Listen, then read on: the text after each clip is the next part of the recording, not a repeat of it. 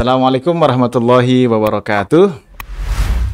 Uh, Welcome di Wonder Home Podcast, The Spring of Literacy. Masih bersama saya, Syifa Amin. Yang hari ini kedatangan dua tamu yang luar biasa, sangat istimewa. Ini adalah dua pejuang literasi di Yogyakarta, satu dari kota Yogyakarta, satu di Sleman gitu. Ya, mereka bergelut di bidang literasi ini sudah lama sekali. Tapi mau diperkenalkan masing-masing. Yang pertama adalah Mas Agung Nugroho ya. Agung Nugroho, beliau ini dari Pustaka Adil di kota ya. Terus kemudian yang kedua adalah Mas Sidik Pratowo. Mas Sidik ini di Sleman ya, Sleman. Ini aja Mas, cerita-cerita saja kita.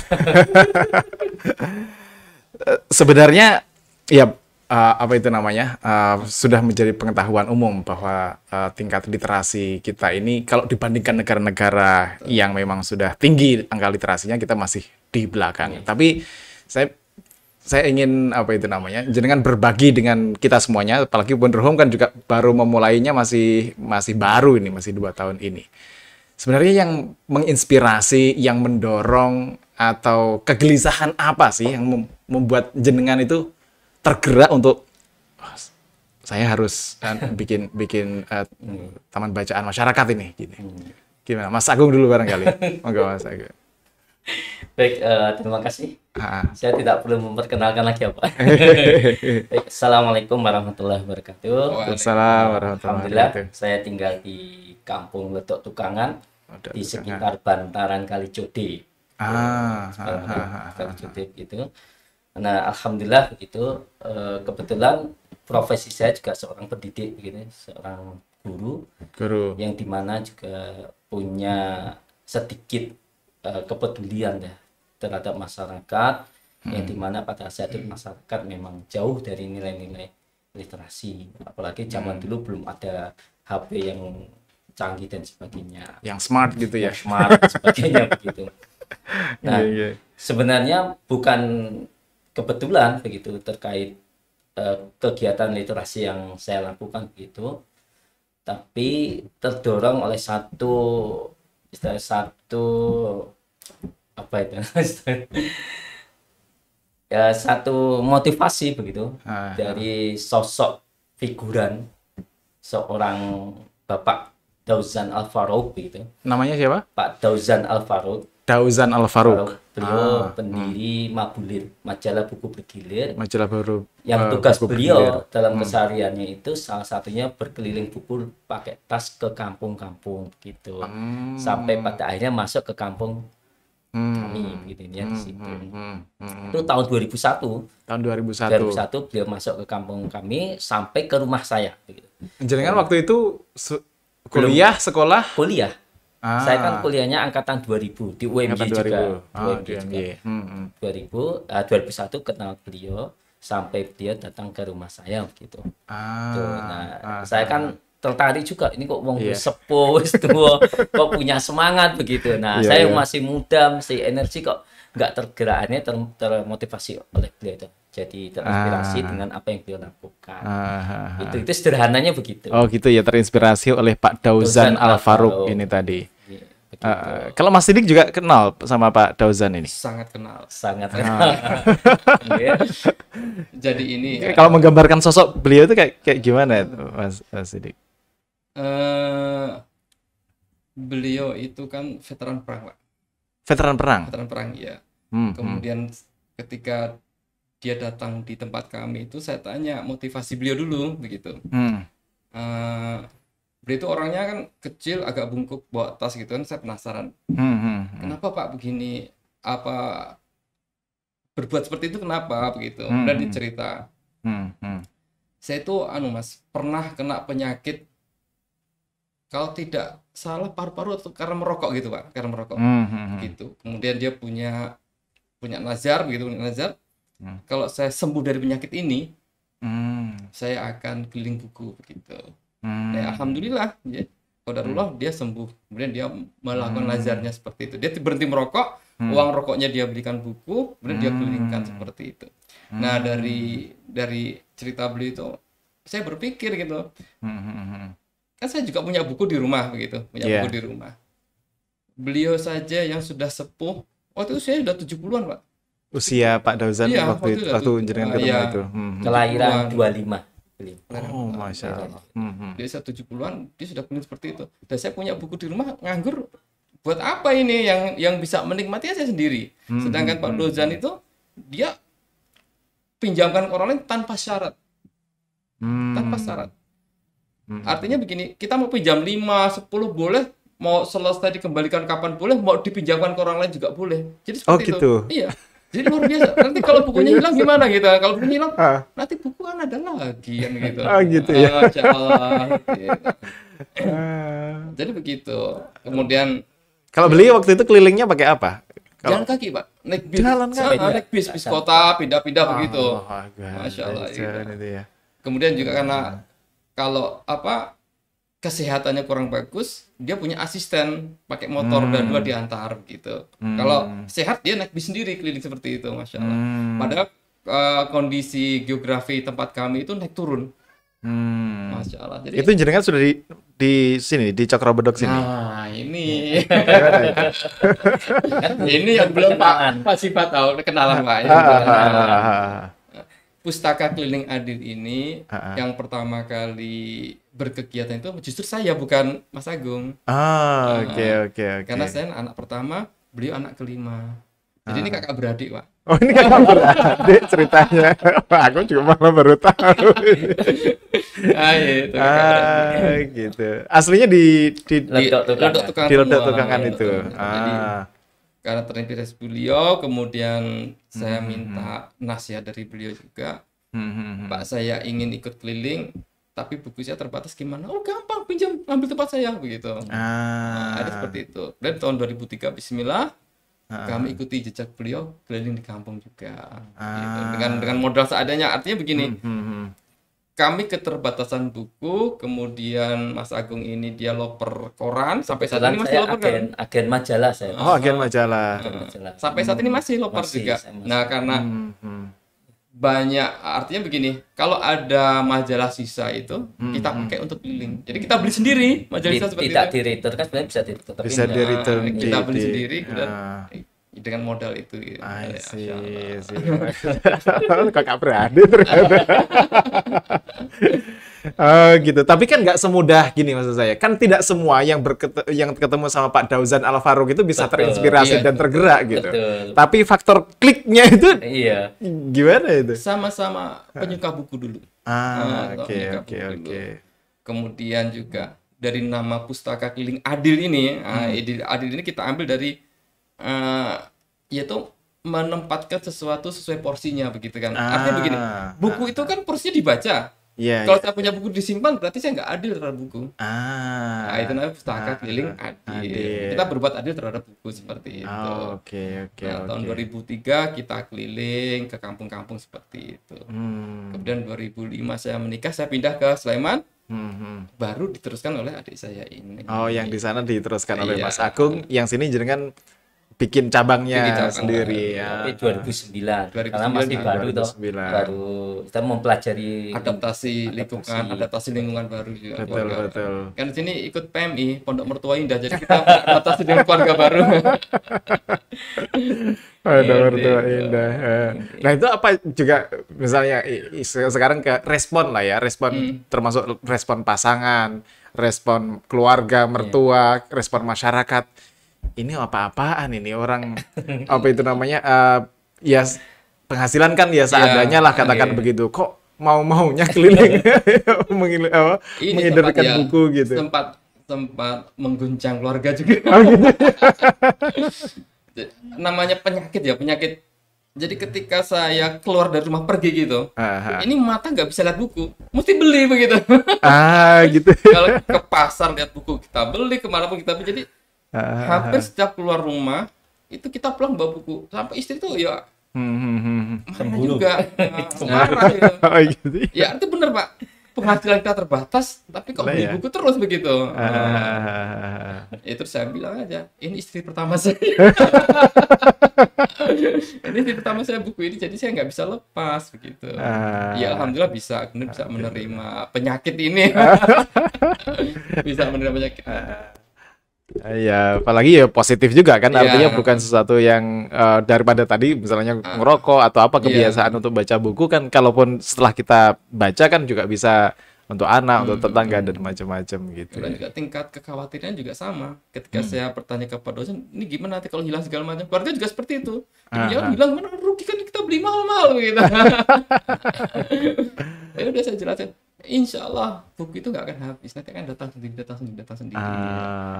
Jadi dari modal awal waktu 50. Berdiri di 2003 terus 2009 kita ngambil buku di tempat Mas Agung dulu untuk modal bikin di sini, kita ambil sekitar 100 lebih lah buku untuk modal awal untuk di sini. Modal awal. Jadi ada penambahan buku dari 2003 sampai ke 2005 itu paling tidak sekitar 200-an ya. 200 buku dari 50 buku itu. Awalnya 50 buku, artinya untuk memulai sebuah taman baca masyarakat itu tidak harus banyak gitu. Karena persepsi orang ketika ingin mendirikan taman baca modalnya itu harus banyak buku dulu, padahal tidak. Begitu. Cukup ada berapa buku kalian putarkan, pinjamkan, itu namanya sudah bergerak ya.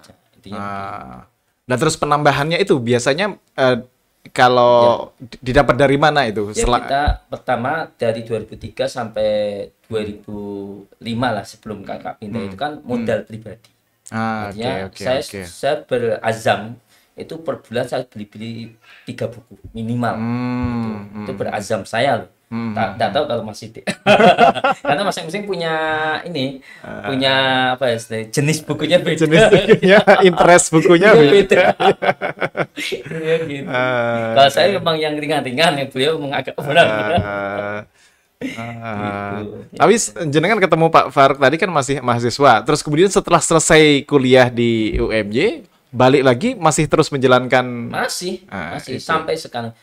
Masih sekarang. Jadi karena apa sejarah awalnya itu kita bergerak dari buku itu dengan loper koran dan sebagainya sampai sekarang pun saya masih mempertahankan loper koran saya gitu. Di situ. Karena ini sejarah bagian sejarah itu saya nggak melupakan biaya kuliah saya itu sebagian besar juga dari loper koran itu. Iya, bahkan saya juga jualan koran di Kopma UMJ. Gitu. Misalnya banyak yang kenal tuh karena saya promosinya. Jadi mahasiswa itu kan banyak duduk di itu, kemudian saya bawa majalah Hidayah, Umi dan sebagainya, itu saya pinjamkan. Mau beli syukur nggak beli nggak apa-apa, yang penting kamu baca. Itu sudah saya mulai juga di UMJ. Begitu. Ya nggak apa-apa, insya Allah. Ya karena kita punya keyakinan yang sama dengan Pak Tauzan tadi, insya Allah akan datang lagi. Gitu ya. Ya alhamdulillah buktinya sampai sekarang nggak habis. Buku hilang tuh banyak, malah tapi kenapa lebih banyak lagi. Dari modal saya buka di sini sekitar 150-an, sekarang sudah hampir 6.000-an buku. 6.000-an ya. 6.000-an. Sudah bisa berbagi juga. Berbagi ke taman baca yang lain. Kurang, kita sumbangkan, kita sumbang. Kita rutin tiap tahun itu kita berbagi ya paling tidak minimal 10 paket buku untuk teman-teman ya dari Sulawesi, dari seluruh Indonesia. Kita florkan di Facebook. Sebenarnya gini, kalau sebagian ya tadi ya, pusatnya adalah buku ya, artinya memulainya dengan buku. Tapi ternyata kalau kita lihat ini misalnya nih Mas Sidik sama Mas Agung, kegiatan yang diprakarsai, yang dikelola dan yang diadakan oleh Pustaka Keliling Adil ini, buku adalah core-nya, tapi juga ada kegiatan-kegiatan yang pendampingan ke masyarakat sosial itu secara sosial ke masyarakat. Itu juga inspirasi dari mana itu? Munculnya itu. Ketika kita mencoba menawarkan buku dengan cara berkeliling gitu, dengan harapan mereka mengenal dan mau datang gitu. Nah, ternyata kan dalam kurun waktu yang cukup lama antara 2003 sampai 2005 kan tidak ada perkembangan orang untuk datang ke tempat kami. Hanya kami berinisiatif ya caranya ternyata di lingkungan kami Ledok Tukangan itu kan ya alhamdulillahnya itu nilai-nilai religinya di masyarakatnya itu tinggi. Intinya itu mereka senang pengajian begitu. Nah, akhirnya kita undang mereka. Nah, itu kita undang, kita berdiri majelis taklimnya kita berdiri 2006. Itu saya. Ada majelis taklimnya sendiri. Ya, itu namanya Baitul Qiraah Pustaka Adil. Baitul Qiraah Pustaka Adil. Itu taman baca pustaka rumah baca ya, Baitul Qiraah rumah baca Pustaka Adil. Itu juga dari teman kami yang ngasih nama ustadz saya. Ustadz, buat saya carikan nama majelis taklim yang kira-kira tuh artinya itu rumah baca gitu. Oh, Baitul Qiraah gitu. Alhamdulillah akhirnya sampai sekarang. Nah, itu tujuannya supaya mereka mau datang. Nah, dari situ datang alhamdulillah dari awalnya cuma 10 orang kemudian meningkatnya sampai sekarang itu bisa sampai 40-50 jamaah. Oke. Itu rutin Pak. Setiap Selasa, ya. hari Selasa. Sudah berjalan dari 2006 sampai saat ini masih. Terus kan gini, ini ya artinya tujuan gerakan dan aktivitas yang mulia ya. Tapi bagaimanapun semulia apapun Nabi saja banyak menghadapi tantangan dan masalah gitu. Ada nggak sih orang atau situasi apa yang pernah jenengan hadapi yang kira-kira nyinyir kah, menimbulkan fitnah dan segala macam gitu? Ada nggak? Pernah nggak masalah kayak gitu? Gitu ya. Kalau kakak saya kan 2005 pindah. Iya. Otomatis yang paling merasakan istilahnya itu dampak dari apa yang kami lakukan saya kemudian karena kakak saya itu kan nikah 2005 itu bulan Juli bulan Juni. Saya nikah 2005 bulan Juli. Soalnya kan tergumun kok nikah karena kakak saya sudah dilompati oleh berapa? 4 ya? 4 adik-adiknya. Nah, saya juga nggak mau dilompati sama adik saya kan gitu. Baru kakak saya nikah, saya lulus langsung nikah. Nah, kebetulan antara keluarga kakak sama saya itu sama. Istrinya beliau itu pengelola PAUD, istri saya juga pengelola PAUD begitu. Jadi nyambung semua. Ya Allah, ternyata Allah memang istilahnya ketangan. Masya Allah. Nah itu Nah, itu hanya salah satu upaya kami agar masyarakat itu mau datang ke rumah begitu. Nah, dengan adanya sosialisasi lewat majelis taklim itu alhamdulillah kemudian banyak orang mulai nggak canggung itu karena lokasinya di rumah kan begitu, jadi nggak canggung, akhirnya mereka datang. Nah ya ada nggak misalnya fitnah ini orang kok keliling-keliling bawa buku mengumpulkan masyarakat, jangan-jangan lama-lama ini mau nyalon jadi DPRD gitu terus. Kalau itu masih jauh ya, artinya itu pikiran orang tentang arah ke sana itu masih jauh. Tapi pikiran orang untuk kepentingan pribadi itu banyak. Artinya itu seperti itu. Jadi mohon maaf. Jadi awal saya mendapatkan bantuan itu kan saya 2009. Tapi kan harus pakai proposal. Betul. Pakai proposal. Nah, proposal itu harus diketahui oleh RT RW. Nah, ternyata Pak RT saya nggak mau tanda tangan. Nah, itu tuh beban gitu. Saya begitu. Nggak mau tanda tangan. Kenapa? Ini kan untuk kepentingan Anda. Saya kaget. Betul, ini untuk kepentingan saya, tapi untuk umat begitu. Saya kembali begitu. Pada saya untuk umat begitu. Tetap nggak mau tanda tangan. Akhirnya karena saya punya link di atas, tidak hanya RT/RW, akhirnya saya tanda tangan langsung lurah camat. Lurah camat mau tanda tangan. Alhamdulillah gitu ya. Lurah camat mau tanda tangan. Akhirnya masuklah proposal. Yang penting ada lurah camat kan udah sah gitu.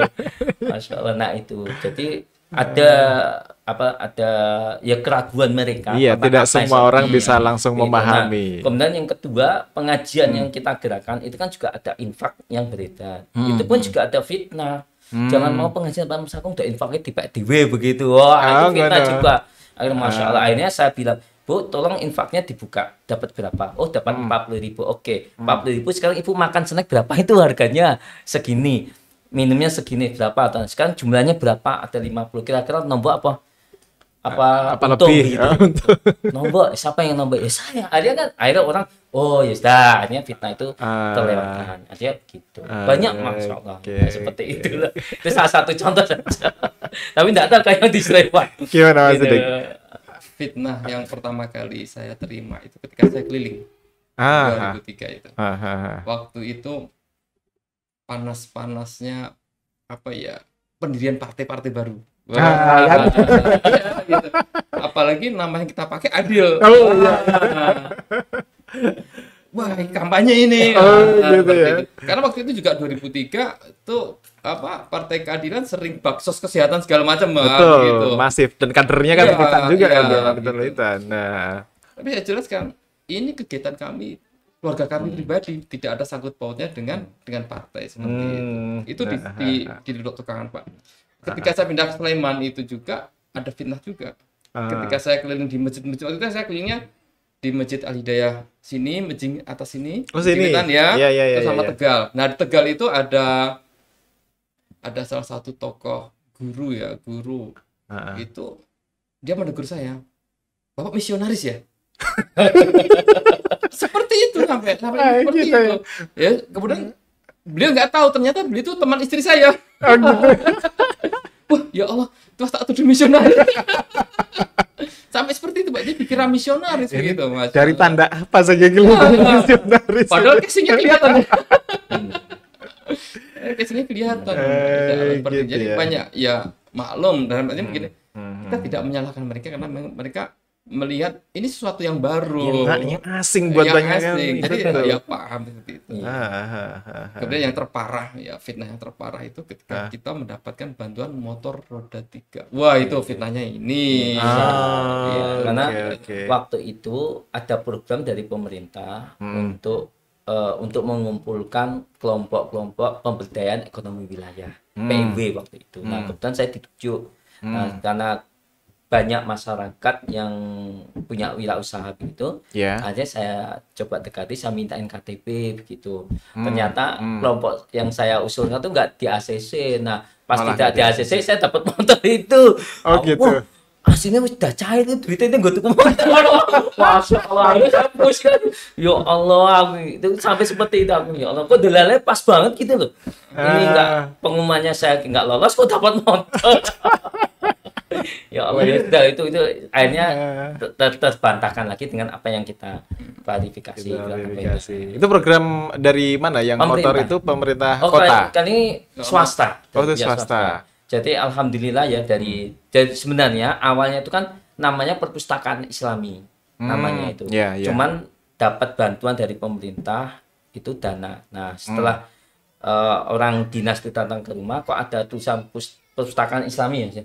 Saya Islam itu disuruh hilangkan. Mas kalau ingin dapat bantuan tolong nama Islamnya hilang gitu. Aneh, akhirnya jadi perpustakaan ini untuk umum bukan untuk Islam toh ini. Oh iya. Akhirnya hilanglah nama Islami itu. Masya Allah, nah itu. Jadi fobia Islam ternyata sudah dari dulu. Tapi adil itu kan nilai Islam. Iya. Gitu intinya. Artinya begini, mungkin yang mereka tangkap begitu. Buku-buku yang kita putar itu yang kita buku Islami khusus seperti itu. Nah, mungkin jadi mereka ingin buku umum juga diputar juga seperti itu. Emang pada awalnya koleksi kita itu koleksi buku agama karena basic kita waktu itu kan agama. Guru TPA, kemudian orang tua kita juga pengurus masjid juga. Jadi kental agamanya itu lebih kental gitu. Karena memang mayoritas itu karena perputaran buku yang kita kelilingan itu ya di masjid-masjid di TPA. Karena target audiensnya juga TPA masjid. Pemerintah kok malah menyorotnya ke nama Islamnya itu. Ya sudah. Tapi ya alhamdulillah juga karena itu kita juga akhirnya punya buku dengan bermacam versi, bermacam genre. Bagusnya begitu ya kan. Mungkin kalau versi pemerintahnya kan kalau misalnya apa itu namanya? Ini buku saya hadiahkan kok kesannya hanya kepada komunitas muslim kan mungkin juga dikomplain oleh pihak yang lain juga gitu. Karena kita dapat dana dari pemerintah juga kan begitu. Langsung yang kedua fitnahnya ini juga datangnya malah dari pemerintah. Karena kan saya kan jualan majalah dan sebagainya. Sampai mereka mengatakan, "Loh, Mas aku itu juga jualan ini toh. Nanti kalau misalnya dapat bantuan apa dijual gitu sampai seperti itu." Ya enggak gitu. Coba kalau misalnya Mas Sidik itu jualan bukunya waktu itu mungkin juga kena ini semprit juga. Oh ini bahan buku kok malah dia jualan buku. Akhirnya begitu sampai seperti itu. Akhirnya kita jelaskan ini beda gitu. Ya itu lika-likunya. Tapi apa yang membuat jenengan itu bisa bertahan, bisa terus dengan agenda ini meskipun tadi fitnah, halangan, cibiran orang dan macam-macamnya itu datang bertubi-tubi. Setiap tahapnya kan pasti ada itu level level masalahnya itu. Sudah passion ya mungkin ya. sudah bisa menikmati lah jadinya. Udah kecanduan gitu. Jadi susah. Yang jelas itu nilai kepedulian yang tetap ada begitu. Itu saja. Jadi karena kami melihat generasi yang akan datang itu mengalami banyak istilah itu ya tantangan-rintangan kalau tidak dibekali sejak sekarang, itu hampir sama kegelisahannya dengan Pak Dauzan Alvaro. Nah ternyata apa yang beliau rasakan kami juga rasakan. Nah itu yang membuat kami itu bertahan. Insya Allah dengan apa yang kami lakukan cepat atau lambat akan ada hasilnya, akan ada dampaknya suatu saat nanti begitu. Iya. Ya seperti itu. Alhamdulillah ternyata betul. Ya betul. Sampai sekarang kita bisa merasakan orang butuh ternyata. Betul. Ya literasi itu kan hal yang sangat basic sebenarnya. Kalau kita anak-anak generasi masa yang akan datang itu nggak dibekali dengan literasi, mereka bisa goyah, nggak bisa membedakan mana yang benar, informasi yang benar atau salah gitu dan seterusnya gitu. Salah satu juga yang bikin kita bertahan gini Pak.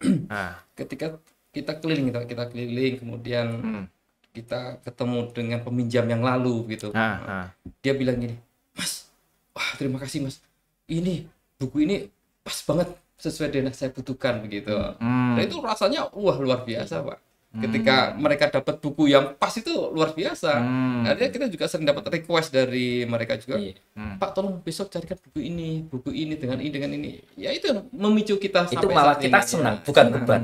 Kita malah senang. Ada kita carikan buku. Kebahagiaan batin gitu ya. Jadi kalau ada request sekalipun kita nggak punya, kita usahakan beli, kita beli. Seperti itu. Hanya untuk memenuhi apa yang menjadi keinginan. Kalau ya tadi itu respon-respon dari masyarakat, dari peminjam gitu. Apa itu namanya? Apakah gini? Apa hal-hal yang jenengan temui gitu dari masyarakat gitu? Tadi itu apa kebahagiaan, ungkapan kepuasan mereka gitu. Gimana gitu ya ininya ekspresi mereka ya itu banyak artinya dari apa yang sudah kami lakukan kan tidak menutup mata orang melihat artinya itu tetap saja akan ada penilaian apresiasi. Nah dari situlah kemudian ya kita senang ternyata apa yang dilakukan oleh kami itu ya bukan pencitraan begitu, ada yang betul-betul ini sebuah kepedulian terhadap lingkungan dan banyak diakui atau tidak diakui, tersirat atau tersurat yang itu mereka mengakui ternyata memang begini wah akhirnya dapat apresiasi dari itu. Sampai dinas pendidikan kota pun sudah memberikan penghargaan kepada kami. Kalau beliau malah provinsi dapatnya, kalau saya kota dapat apresiasi penghargaan. Oh iya, tahun berapa itu Mas yang dapat penghargaan sebagai Pustaka Baktitama? 2013. Tahun 2013 sebagai yang terbaik satu ya di provinsi DIY. Itu atas penilaiannya atas apa yang mereka lihat itu? Kinerja kami, program kami begitu. Karena waktu itu satu-satunya keliling baru kami begitu. Jadi nilai unggulannya di situ. Kan sebelum ada penilaian kan kita membuat profil, membuat program yang kita tawarkan ke mereka. Dia di situ begitu. Kalau sebenarnya tidak ada peringkat 1 2 3, tidak ada. Enggak ada. Tapi cuma jenis, jadi kalau dari perpustakaan komunitas ini saya, kalau dari perpustakaan sekolah ini jadi pergolongan begitu. Oke. Apa klaster ini kelompok sekolah, ada kelompok taman bacaan masyarakatnya ini. Terus kelompok pustakaan desa kelurahan begitu. Desa kelurahan. Oke. Tapi ya tadi itu. Sekarang ngomongin tentang perpustakaan secara umum tadi yang ya kan biasanya kalau orang ke perpustakaan itu kesannya harus ke kota, harus ke sebuah bangunan dan segala macam gitu. Sekarang kan mulai menjamur ya perpustakaan yang berbasis komunitas gitu, berbasis rumah gitu. ada semacam kolaborasi program bersama gitu nggak sih selama ini untuk program-program peningkatan literasi, kegiatan gitu? Ya alhamdulillah sampai saat ini masih berjalan kolaborasi dengan beberapa teman-teman juga. Kalau kebetulan kan kemarin saya menjabat jadi jadi ketua forum TBM Sleman selama 2 periode. Jadi emang tugas ketua kami forum TBM Sleman, Taman Bacaan Masyarakat Sleman dari 2013 sampai 2021, jadi sudah hampir 10 tahun gitu. Enggak mengajukan perpanjangan seperti pemilu atau penundaan pemilu? Sebenarnya masih digadang tapi nggak gitu. mau. Ya banyak yang keberatan saya pensiun. Gitu. Iya. Takutnya takutnya nanti ketuaan. Yang jelas perlu ada generasi ini. Regenerasi ya. Karena terus terang kalau untuk kolaborasi itu memang harus dilakukan supaya kita bertahan. Jadi seperti itu. Jangan sampai ada pikiran teman-teman itu kita berjalan sendiri. Karena kita pernah mengalami jalan sendiri itu banyak batu sandungannya begitu ya. Tapi kalau kita kolaborasi itu agak enteng. Ada teman curhat. Ada teman curhat, saling berbagi itu namanya. Kalau di Sleman itu ada namanya Pustaka Ningratan. Jadi kita berkumpul bersama, kita gelar buku di Lapangan Denggung. Di Lapangan Denggung. Iya, Sleman itu. Tapi karena pandemi kemarin kita berhenti. Ini kita mau buka lagi nih. Kita mau mulai lagi. Jadi di Lapangan Denggung itu kita bisa mengajak sekitar 5 sampai 10 TBM itu berkumpul di sana setiap minggunya. Okay. Jadi ya sekedar kita gelar buku sama-sama, kita ngobrol, kita ada yang curhat gimana pustakaannya, bagaimana perkembangannya. Itu wadahnya seperti itu. Jadi kolaborasinya seperti itu. Saling menguatkan, saling ini ya. Karena kita merasakan kalau berjalan sendiri itu ternyata berat gitu. Betul. Tapi kalau ada temannya tuh lebih ringan, enak gitu. Ya, jadi yang jelas begini, terkait pengelolaan taman baca, diakui atau tidak kan butuh yang namanya dana, sponsor dan sebagainya. Logistiknya mesti ada. Mau tidak mau, tidak mungkin apa yang kita lakukan tidak ada dana, nggak mungkin. Tetap itu menjadi pertanyaan umum yang ditanyakan oleh banyak orang. Ini dananya dari mana? Ini kegiatan sosial terus kan nggak mungkin. Nggak mungkin. Betul. Tetap ada hal yang harus kita pikirkan untuk jangka panjang. Nah, alhamdulillahnya dari apa yang kita lakukan dengan program-program yang kita tawarkan, ya kita masukkan ke lembaga zakat dan sebagainya. Alhamdulillah kita di kota itu kita kerjasama dengan rumah zakat. Dengan rumah zakat. Itu akhirnya kebetulan saya juga termasuk koordinator wilayahnya, kemudian kita kerjasama. Kemudian juga kita kerjasama dengan CSR yang ada. Ya, untuk menghidupkan semua. Tapi yang jelas dari Taman Baca itu para pengelola harus cerdas untuk menciptakan sebuah program gitu. Itu untuk menghidupkan itu, sehingga tidak terkesan Taman Baca hanya baca buku tidak. Maka muncullah istilah dari buku menjadi karya, dari buku menjadi kaya, dari buku menjadi sukses, misalnya gitu. Itu yang perlu kita gaungkan. Dan alhamdulillah masuk gitu. Nah, kalau saya secara pribadi karena lingkungan banyak mengelola makanan kecil dan sebagainya, tapi karena mereka kurang promosi dan sebagainya, akhirnya kami yang mempelopori untuk berdirinya komunitas yang namanya Gandeng Gendong. Usaha Gandeng Gendong gitu. Nah, akhirnya saya kasih nama Adil Snack dan Nasi Box gitu. Nah, itu munculnya dari kegiatan itu. Nah, kebutuhan mereka apa? Nah, pelatihan, kita cekkan pelatihan pembuatan ini sebagainya. Nah, tugas saya adalah mempromosikan. Nah, akhirnya alhamdulillah saya daftarkan di pemerintah kota masuk gitu. Jadi semua konsumsi yang diambil oleh kelurahan kecamatan sekitar itu dia harus ngambil dari Gandeng Gendong. Itu. Artinya nah itu salah satu upaya. Jadi betul-betul TBM itu menghasilkan, dia begitu. Tidak hanya sekedar literasinya tadi itu bukan hanya literasi baca tulis saja ya, tapi literasi finansial, kewirausahaan, literasi keuangan, literasi dalam pengertian yang luas gitu ya. Nah, itulah akhirnya dari apa yang kami lakukan itu ketika ada perlombaan, alhamdulillah kami juara 1. Dari sisi itu. Nah, saya alhamdulillah 2 kali betul juara 1 terus. Cuman kemarin mau masuk provinsi pandemi jadi dibatalkan lah. Intinya ya itu. Yang di Cokro Beduk juga begitu, Mas Sidik ya? Beda, Pak. Beda. Atau gimana?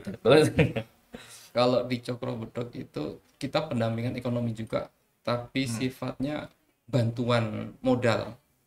Jadi kebetulan kami punya donatur, dia menitipkan dana tempat kami, dan kita pinjamkan ke warga yang berusaha. Jadi betul-betul untuk usaha. Jadi kita cuma mendampingi bagaimana usaha itu biar berjalan dengan baik. Oke. Kemudian yang kedua juga sama, kita juga punya pendampingan majelis taklim juga di Cokropodok juga seperti itu. Artinya begini,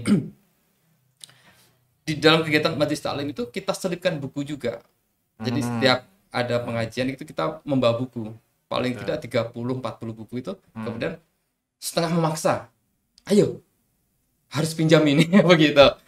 Jadi begini, ketika kita menyampaikan sebuah dalil begitu, ketika ibu penasaran, ini bu, di buku ini ada, nanti dicari di rumah, nanti dibaca di rumah, seperti itu. Dan ya alhamdulillah ada perkembangan baik dalam segi ibadah, dalam segi rohani mereka juga semakin baik seperti itu.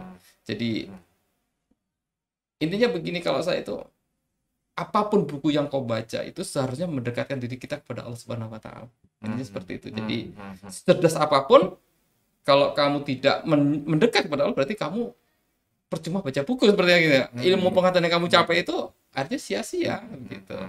Karena basic kita itu basic religius. Itu salah satu makna arti yang kita sematkan di kegiatan. Jadi cerdas itu 3 hal, intelektual, spiritual, emosional. Spiritual dan emosional. Ya, artinya itu yang harus kita pahamkan ke masyarakat. Gitu. Jadi kalau Anda membaca kok tidak rajin ibadah, jadi lucu kan begitu. Itu maka sampai saya menyebut dengan nama dakwah literasi. Dakwah literasi. Maka perpus keliling saya itu namanya motor dakwah literasi. Itu artinya nggak usah takut. Sekarang saya sudah tidak takut. Bahkan nama motor keliling saya itu sampai bisa masuk, maaf ya, di basis-basis abangan. Itu basis yang secara keagamaan, abangan, secara politik ya abangan. Begitu sampai ada orang, Mas, ini punyanya partai ini ya begitu. Oh, bukan, ini punya pribadi. Itu kenapa? Enggak, betul, ini punya pribadi gitu ya. Akhirnya mereka menerima gitu. Ya, ini dulu, sebelum ada partai sudah ada keadilan yang literasi ini gitu, tahun 2003. Jangan salah dulu, ini salah begitu. Nanti kalau ada TBM amanat rakyat nanti kita jadi yang macam-macam. Jadi nama itu jangan disematkan oleh hal-hal yang berbau politis lah. Begitu. Enggak, bukan hak paten seorang gitu. Intinya itu di situ. Ya. Nah, alhamdulillah sampai sekarang nama kami Pustaka Keliling Adil itu bisa diterima di lingkungan pemerintah, di lingkungan dinas pendidikan gitu. Dulu kami juga khawatir dengan nama ini, bisa nggak ya masuk ke ini, bisa nggak masuk? Ternyata bisa. Tapi jenengan itu tadi ya, punya kreativitas untuk bikin program ini. Terus kemudian dikombinasikan dengan wirausaha untuk pengembangan ekonomi masyarakat sekitar. Itu direncanakan dari awal atau berdasarkan perkembangan, butuh ini, kayaknya perlu perlu ini nih, kemudian saya direspon oleh perpustakaan harus begini gitu. Ya, sebenarnya mengalir saja ya. Kalau saya mengalir saja, tetapi tetap juga melihat peluang. Artinya kebetulan di tempat kami, kalau misalnya di kota itu kan peluang-peluang program pemerintah itu kan banyak. Nah, hanya kita sinergikan. Kira-kira apa yang bisa diakses oleh masyarakat, nah kita kawal. Ada begini, misalnya ini ada program pemberdayaan masyarakat, misalnya ekonomi lah, kita program itu, yuk kita buat kelompok, kita kumpulkan begitu. Nah, kita sempat dapat itu. Saya dapat 40 juta untuk 10 orang. Itu sempat gitu. Cuman pada akhirnya kan terhenti juga ya karena keadaan dan sebagainya. Tapi yang jelas kami bisa mengupayakan sampai seperti itu. Ya tergantung itu saja lah ya. Peluang-peluang tetap.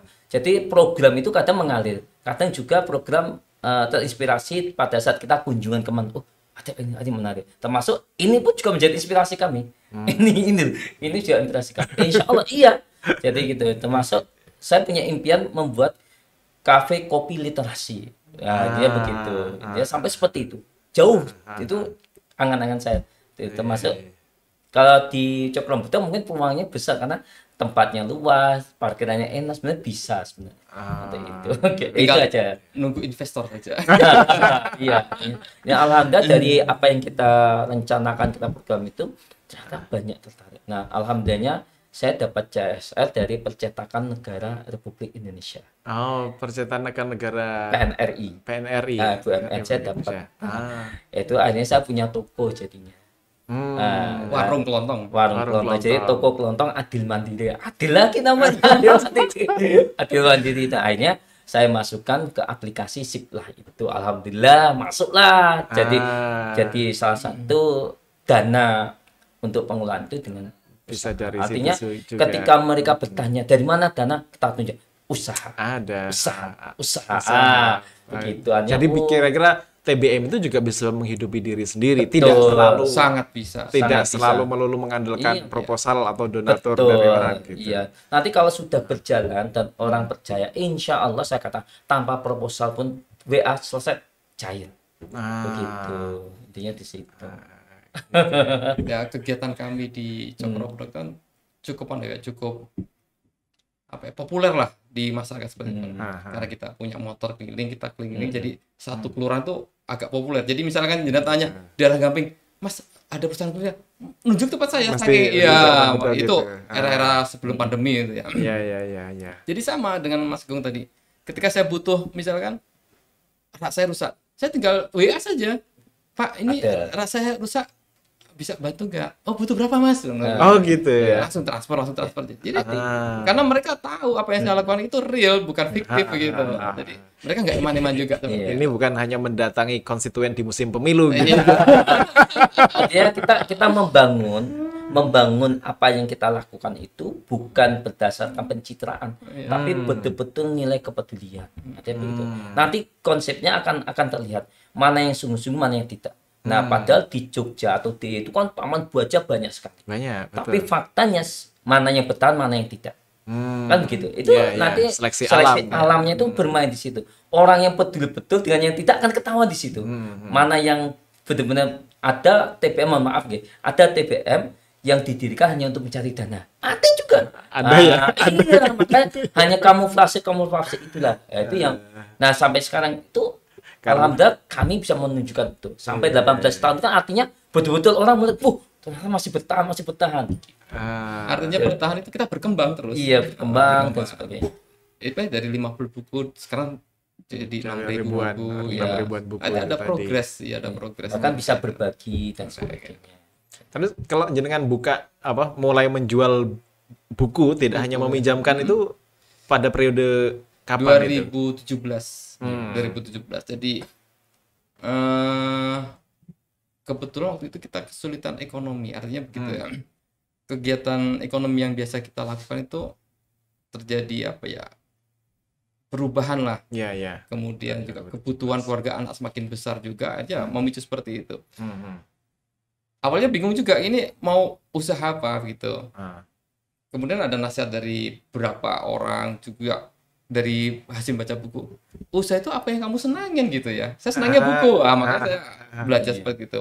Akhirnya saya keliling kalau di Sleman itu ada namanya Pasar Tiban. Jadi kalau Pon itu di mana, kalau Wage di mana, begitu. Jadi adanya pasar seperti itu. Nah, saya keliling ke situ. Ternyata di pasar itu ada buku bekas bagus, murah. Kemudian saya punya inspirasi, kenapa nggak beli, turun kita jual lagi seperti itu. Nah, dari hasil itu kita juga dapat fitnah juga. Nah, ya itu tadi, bagaimana menghindari bagian mana buku yang untuk perpustakaan dan mana yang dijual begitu. Itu timbul fitnah juga. Saya bilang gini, buku yang saya jual itu bersih, tidak ada stempel. Kalau buku saya ada stempelnya begitu. Itu salah satu upaya saja untuk menghindari itu. Kemudian kita buktikan juga beberapa dokumentasi kita beli di pasar itu kita dokumentasikan. Kita posting di Facebook. Oh, ternyata kita beli buku juga ini. Nah, itu kita jual lagi seperti itu. Gitu. Jadi akhirnya banyak teman-teman terinspirasi dari saya juga. Iya. Kalau beli buku di pasar aja lebih murah untuk menambah koleksi begitu. Bukan untuk dijual lagi, tapi kalau saya dijual lagi, kalau mereka untuk nambah koleksi seperti itu. Oke. Nah, sekarang ini kan juga tadi pandemi datang, terus kemudian masyarakat anak-anak muda, anak-anak sekolah itu kecanduannya lebih banyak ke gadget ketimbang ke buku. Kira-kira potensi pemikiran inovatif apa yang kira-kira bisa dilakukan oleh para pegiat literasi, oleh teman bacaan masyarakat itu ke depan kayak gimana menghadapi fenomena zaman yang terus berubah kayak gini nih? Iya. Gitu. Kalau untuk yang pandemi ya, yang dibutuhkan oleh masyarakat sebenarnya kan akses internet. Itu yang bisa kami upayakan di awal. Alhamdulillah di TPM kami ada wifi gratis yang kita berikan untuk masyarakat dan pengunjung. Termasuk di Coklombeto baru ya. Ya, baru. Alhamdulillah. Nah, itu salah satu upaya untuk menangani. Oke, ya. Kadang kan nggak semua masyarakat juga punya wifi di rumahnya untuk melakukan pembelajaran online. Begitu. Nah, yang kedua, kita juga melakukan pendampingan pembelajaran. Karena saya basicnya guru, di rumah kita juga buka bimbel aja. Bimbel secara gratis lah. Artinya kita nggak akan beban pada mereka. Yang mau belajar monggo dan sebagainya. Alhamdulillah. Seperti itu upaya yang bisa kita lakukan. Nah, seharusnya ini menjadi perhatian juga untuk para pengelola TPM. Dan alhamdulillah sekarang banyak TPM yang dapat tawaran bantuan wifi dari pemerintah. Gitu. Di situ. Nah, saya belum dapat bantuan, sudah punya dulu. Alhamdulillah setiap bulannya saya secara pribadi ada donatur yang bayari tiap bulan wifi-nya itu sebelum pemerintah. Jadi pemerintah selalu terlambat. Selalu ngikut aja dia. Gitu ya. Pernah juga artinya gini. Ada pertanyaan agak berat juga. Dari keluarga, dari teman-teman. Apa sih yang kau dapat dari seperti ini? Nah, itu dia. Betul. Apa sih yang kau dapat dari semua ini? Saya jawab mudah saja. Gara-gara buku ini ya, saya bisa keliling Indonesia. Naik pesawat gratis, dapat sangu, tidur di hotel, gara-gara buku saja. Itu kalau saya nggak minat buku, saya nggak bisa naik pesawat sampai seumur hidup juga. Gitu. Iya. Karena dari kebetulan dari kepengurusan saya di TPM itu kan, karena ada acara dari Kemendikbud di mana gitu kita diundang, dilibatkan. Gitu. Kita wakil Sleman, gitu. Ya kan buku tadi kan, kita naik pesawat gratis, disangoni, tidur di hotel bintang 4. Wah, luar biasa kan. Membayangkan saja belum itu. Ya, dulu kita nggak sampai ke situ ya. Itu ya hikmah di balik. Iya. Jadi memang dulu nggak sampai kepikiran seperti itu. Tapi setelah kita lalui kok Allah ya membalasnya kok seperti itu. Itu bonus saja. Itu yarzuquhu min haitsu la yahtasibnya lah gitu, yang enggak disangka-sangka, enggak direncanakan. Saya pengen naik pesawat keliling Indonesia bikin buku gitu kan, enggak belum tentu juga. Alhamdulillahnya lagi Pustaka Tuning Adil itu menjadi salah satu taman baca kalau diklik di Google itu nomor 1 gitu. Jadi banyak mahasiswa wartawan itu mencari saya itu bukan disengaja, tapi diklik Google muncul itu datang gitu. Jadi ada banyak tamu-tamu itu yang datang itu justru itu tidak kenal kita, tapi lewat Google. Gitu. Ya itu the power of social media. Alhamdulillah begitu. Kok tahu saya? Misalnya kalau di kota itu cari taman baca pinggir kali, munculnya saya. Gitu. Aku ini cari sampai seperti itu. Gitu. Brand keliling itu kuat sekali. Kemudian yang kedua, nama Adil itu juga kuat karena kalau diklik Pustaka yang ada hanya ada 1 di Jogja ini, yang lainnya nggak ada. Dan nama TPM yang lain mungkin ada yang sama, di sana ada nama ini. Kalau kita alhamdulillah kok nggak ada yang tersaingi. Adil keliling itu ya kuat, brandingnya kuat. Dan tidak hanya sekedar branding, melaksanakannya kan butuh kekuatan juga, itu stamina, mental gitu ya. Maka kami selalu memotivasi pada para pengelola taman baca itu yang jelas, yang pertama yang kamu butuhkan adalah semangat, keistiqomahan, ketulusan gitu, dan yakinlah apa yang kamu lakukan, insya Allah akan ada banyak balasan. Gitu itu saja kalau ingin mendirikan taman baca. Ya kan ada saatnya. Oke, ini di awal-awal semangat nih, semangat kayaknya mulia lah, semangatnya mulia. Begitu menjalankan kan pelan-pelan, terus kemudian tadi itu ada fitnah sana sini, ini sudah sudah nombok gitu, udah dapat komentar yang miring terus dari orang-orang. Kan ada saat di mana di ujung lelah dan capek itu udah nyerah lah gitu. Pernah nggak ngalami masa-masa kayak gitu? Atau kalau ada orang-orang mengalami masa kayak gitu tuh masukan apa buat para pegiat?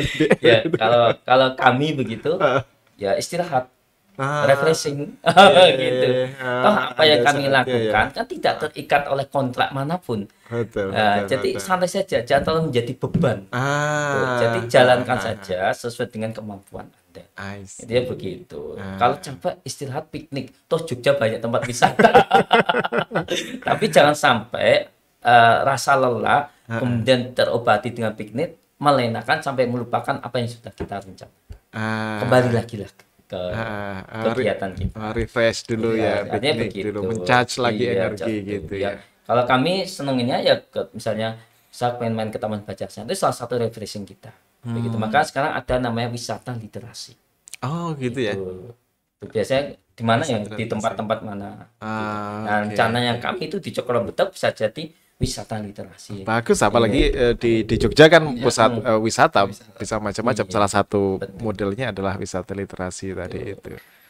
Pernah juga ada beberapa mahasiswa yang tempat kami gitu. Artinya mereka dapat tugas dari kampus gitu, tugas dari kampus. Kemudian begitu melihat tempat kami, mereka punya keinginan, Pak, kalau saya bikin seperti ini gimana caranya begitu kan, gimana caranya. Kemudian saya jawab, artinya saya sudah punya pengalaman bagaimana mengolah. Kemudian saya tanya gini, Mas Mbak ini suka buku nggak gitu. Mereka kan kuliah sudah semester 4, 5, 6 lah begitu ya. Suka buku nggak? Suka. Berapa jumlah buku di rumah? Saya tanya dulu seperti itu. Jadi kan kuliah berarti ya sudah mampu beli buku. Ada nggak 100 200 begitu? Nggak ada Mas, paling 10. Udah nggak usah bikin tema bacaan. Gitu. Karena saya bilang, waktu saya SMA itu buku saya sudah ribuan. Jadi kuliah buku 10, 100 nggak ada. Saya udah ribuan begitu. Artinya memang apa? Ketika kita mengelola suatu kegiatan atau suatu program perpustakaan lah seperti itu, kalau kamu nggak suka dulu, nggak akan awet. Maka ketika nanti ada rasa bosan atau itu, akan tutup itu. Betul. Jadi harus dari hati. Dari rasa cinta sama buku itu. Karena sebagai pengurus forum TPM itu saya melihat sekali banyak teman-teman itu yang gugur juga akhirnya. Karena mereka ya tadi cuma ikut-ikutan, cuma terinspirasi dari orang, tapi jiwanya itu nggak suka buku. Kalau saya beda. Ketika Pak dosen datang itu saya sudah suka buku begitu. Jadi sudah klik banget begitu. Karena bisa jadi orang tempat saya terinspirasi bikin, tapi dia nggak suka buku, nggak akan bertahan itu. Ya itu mungkin gunanya gini. Kalau jenengan Mas Sidik sama Mas Agung ini kan termasuk katakan ideolognya literasi lah gitu. Artinya apapun yang terjadi tetap jalan gitu kan gitu. Karena sudah ada rasa cinta. Tapi ada orang-orang yang datang belakangan ini yang baru ngintip-ngintip, baru pengen terinspirasi. Di situ mungkin juga pentingnya forum semacam taman bacaan tadi itu ya, di saat dimana mereka agak loyo turun, yang lain menguatkan gitu ya. Ya salah satu kegiatan saya sampai saat ini, saya suruh dolan tempat teman-teman yang itu, melihat perkembangannya bagaimana, saling menghibur. Sampai kalau di Sleman itu di sebelah timur sendiri itu di Bukit apa yang namanya Boko itu ada di sana. Sekarang sudah tutup. Udah tutup. Kemudian di bukan Piyungan, di Teletubbies, Bukit Teletubbies. Sekarang tutup juga. Masya Allah. Kita sering seperti itu. Kenapa tutup seperti ini? Karena merasa sendirian, merasa sendiri, betul. Merasa sendiri. Terus kemudian sulit mengembangkan gitu loh. Mengembangkan ya tadi perlu kreativitas tadi itu, ada kreativitas. Kadang kalau buku terus terkesan monoton, apa gitu, ada kegiatan lain. Padahal kegiatan itu butuh dana juga. Artinya mereka betul. Aduh, capek juga. Saya dapat apa ini dari ini? Tadi loh. Dapat apa ini ya gitu. Kemudian juga yang menjadi tantangan kita di masyarakat itu ketika kita menawarkan buku. Dapat apa sih baca buku ini? Itu tantangannya seperti itu. Iya. Kadang kan juga terbetik di benak sebagian masyarakat lah. Iya, saya juga pengalaman lah gitu di sini. Ini orang kan bukan malaikat banget. Gitu. Kan begitu. Masa semuanya untuk masyarakat segala macam. Pasti ada sesuatu di baliknya nih kan gitu. Saya pernah sakit hati loh, Pak.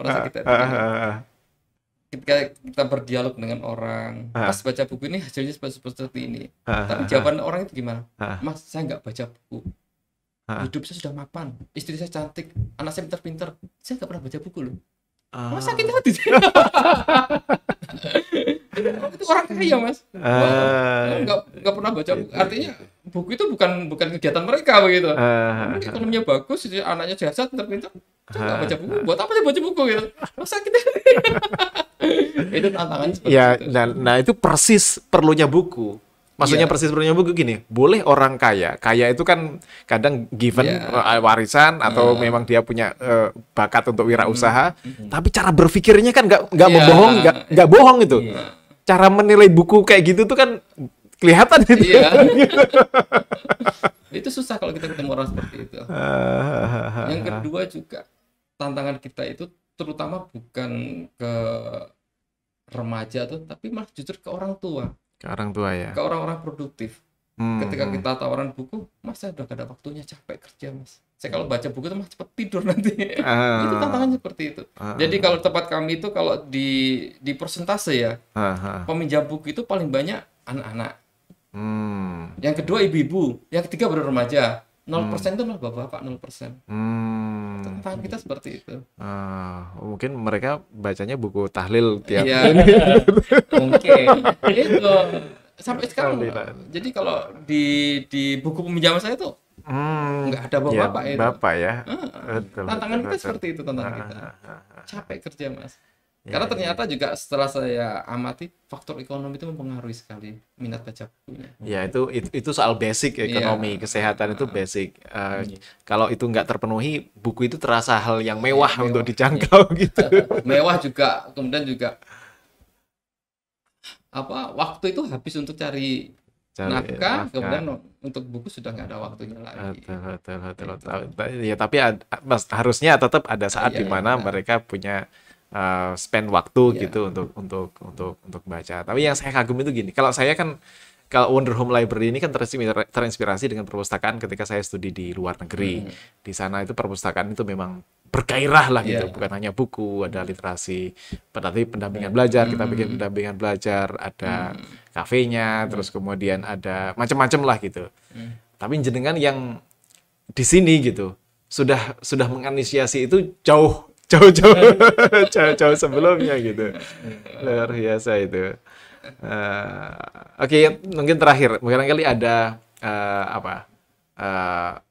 program-program atau ke depan kira-kira pengembangan taman bacaan masyarakat tadi itu atau pengembangan literasi secara umum itu bagaimana harusnya baiknya agar masyarakat ini ya tadi itu, apalagi masyarakat sekarang kan ya digitalisasi dan segala macamnya itu marak di mana-mana gitu. Kalau saya secara pribadi itu ya mengikuti perkembangan zaman saja. Kalau sekarang memang dunia media sosial, maka kita akan berusaha mengajak masyarakat itu cerdas bermedia sosial. Artinya begitu. Kalau dari kalangan ekonomi, misalkan ekonomi lemah, ya kita manfaatkan bagaimana kita hidup di media sosial dengan usaha gitu. Jadi rencana kita itu kita mau literasi digital. Kita mau membuka kelas belajar jualan online segala macam seperti itu. Kemudian juga kalau untuk remaja itu nanti ke desain grafis seperti itu. Jadi rencana kita ke arah itu. Betul persis yang kita pikirkan itu. Jadi sekarang banyak kan orang-orang yang mampu menangkap peluang di media sosial itu mereka yang sukses. Iya, adaptasi dengan perkembangan zaman ya. Kemarin sudah ada beberapa ibu-ibu tanya, Mas buat pelatihan online Mas, kita diajari jualan online gitu. Betul. Itu ternyata peluang juga ini. Nanti kita mau menyiapkan nanti medianya. Bisa join bareng-bareng ya untuk mengadakan itu ya. Karena kita juga sudah dapat tawaran dari dosen UMY juga, saya lupa. Jadi mereka itu tidak membantu dana, tapi membantu narasumber. Ya Mas, ini butuh apa? Narasumber apa? Temanya apa? Nanti saya carikan. Nanti saya yang biayai mereka. Jadi sudah ada narasumber, tinggal golek wedas naik iki. Kalau dosen sebenarnya aja program pengabdian. Sebagian yang di sini ini juga program pengabdian, ada dana bisa narasumber, bisa bersamaan dengan dana juga gitu. Termasuk pengembangan podcast di sini ini sebagiannya adalah berarti ini pengabdian masyarakat. Iya. Iya pasti Pak. Gitu. Kalau saya secara pribadi untuk masyarakat gitu hanya sekedar mengingatkan bahwasanya literasi menjadi dasar. Tanpa adanya literasi, kehidupan di masyarakat data akan sulit gitu. Maka jangan pernah berhenti untuk terus berliterasi, meningkatkan kapasitas dan kualitasnya itu dengan terus meningkatkan literasi. Betul. Jadi silakan kami dari Pustaka yang Adil ataupun dari taman baca yang ada di wilayah mana saja begitu, silakan welcome, terbuka, bahkan kalau perlu 24 jam kita siapkan untuk masyarakat yang ingin meningkatkan kualitas diri dengan berliterasi itu. Jadi jangan pernah tinggalkan aktivitas literasi kita, baik finansialnya, baik religinya, baik digitalnya, sainnya, baca dan sebagainya. Intinya di situ. Terus gitu ya. Oke, siap. Makasih banyak Mas Agung, Mas Didik sudah sharing dengan kita semuanya di sini. Sama-sama. Insya Allah kedepannya kita bisa kolaborasi terus ya. Siap. Harus itu Pak. Iya. Jadi kami itu menjadi salah satu sorotan itu karena kakak beradik ini. Karena jarang ada kakak beradik punya TBM masing-masing. Ini kompak banget ini. Bahkan kami sering juga ngisi-ngisi di kampus-kampus itu berdua. Gitu. Iya, nah, nanti kapan saya tawarkan ke WB itu. Ya. Kita pernah diundang ke Universitas Diponegoro, Semarang ya. Kalau tadi Probolinggo. Gitu. Itu gara-gara literasi. Literasi ya. Ya insya Allah kalau niat kita mulia dijalankan dengan tulus gitu, insya Allah jalan itu akan terbuka ya dengan sendirinya insya Allah untuk kegiatan yang mulia literasi ini. Oke, makasih. Kapan-kapan ngobrol lagi dan nanti kita kerjasamakan apa yang bisa dikerjasamakan gitu. Makasih banyak. Sampai ketemu lagi di podcast berikutnya. Insya Allah kita ketemu lagi. Assalamualaikum warahmatullahi wabarakatuh. Waalaikumsalam warahmatullahi wabarakatuh.